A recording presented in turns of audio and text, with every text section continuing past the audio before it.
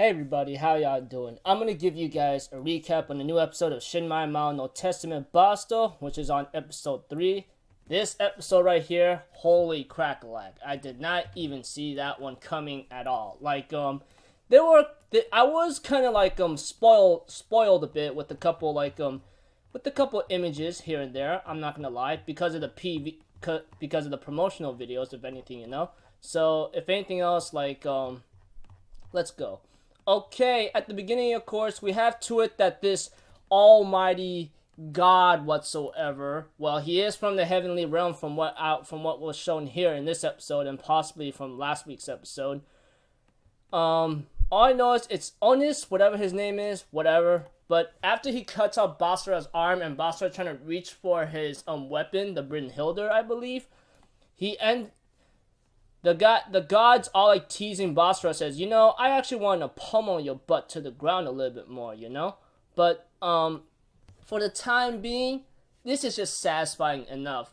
But all of a sudden, Basra ends up teleporting and punches the god through many walls right now, and the guy goes what the hell? What was that? And later on, it shows Basra his right arm all covered in metallic plate armor, and his right side of his hair or something around here ends up glowing, and his eyes were in madness and agony right now, and smoke came out of his mouth after he breathed it, and the guy goes holy dang, what the heck are you? And before Basra could actually kill him, we had to it that Hasegawa sensei, the girl, the teacher Chisato Hasegawa, the person we thought that we might be being suspicious about, stopped Basra's rampage. And therefore, after a couple words of what this god says to Chisato, he goes I want to protect your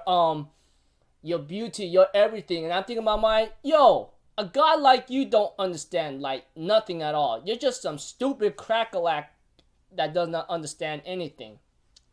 And we get to know that this god killed some perverted man that's doing something bad to the students, But apparently after having to take care of him for what Chisato Hasegawa says, she says she let him go for that. But for you to harm Basra or something, and you made him point his sword at me, that's a different thing.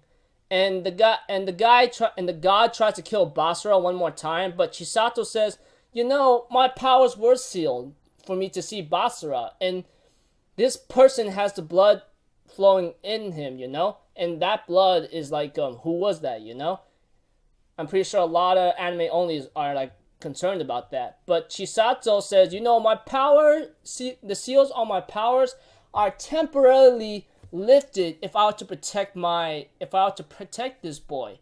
And I think in my mind, oh boy, you just ticked her off real bad, and she just kills him right off the bat. Therefore, Hasegawa managed to calm down Brynhildr, and what we know from the sword that Basra carries, Brynhildr, is actually some kind of Valkyrie warrior long time ago, but I'm not really sure if I read that correctly, or translated that to you guys correctly, but it was something like that. And Chisato managed to let it calm down a bit, and therefore get Basra to be okay. And she says she's gonna alter some of Basra's memories for a little bit until the time comes. She will talk to Basra and let him know everything what happened, And I'm thinking in my mind, oh, that's pretty cool. Keep up with whatever you have to do, that kind of thing. Crack-a-lack.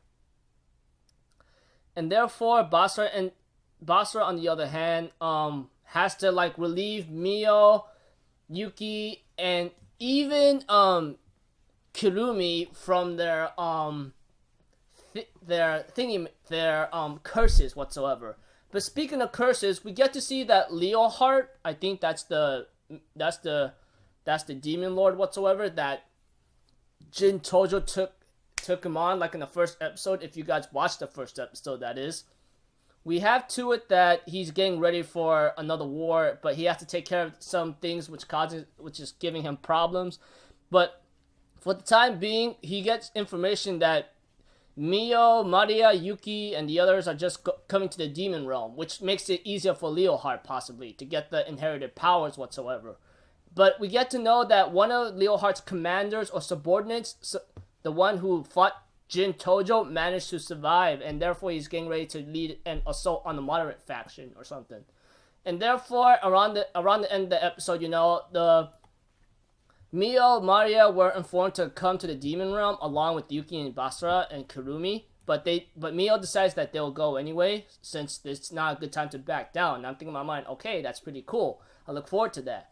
And therefore, they decide to get ready to pack up the stuff, and they get going to the demon realm. And Basara ends up with the quote saying, "I promise to come home with everybody." And I'm thinking in my mind, yeah, you better promise, boy. That's why you think Jin Tojo entrusted you to take care of Mio and Maria. That kind of thing. So, pretty cool episode, We get to see Brynhilde going berserk mode from his slumber, And I look forward to more, because the openings did spoil a lot. We all know that. If you even look at the opening analytically and so forth. So you could expect what to come. Those of you who are light novel readers, oh man, I know that you guys are excited for that. That's for sure. So until then, I'll see you guys later. I'm Alpha Zero. Have a good day, and I'll see you guys in my next video, right? Peace out. Bye-bye.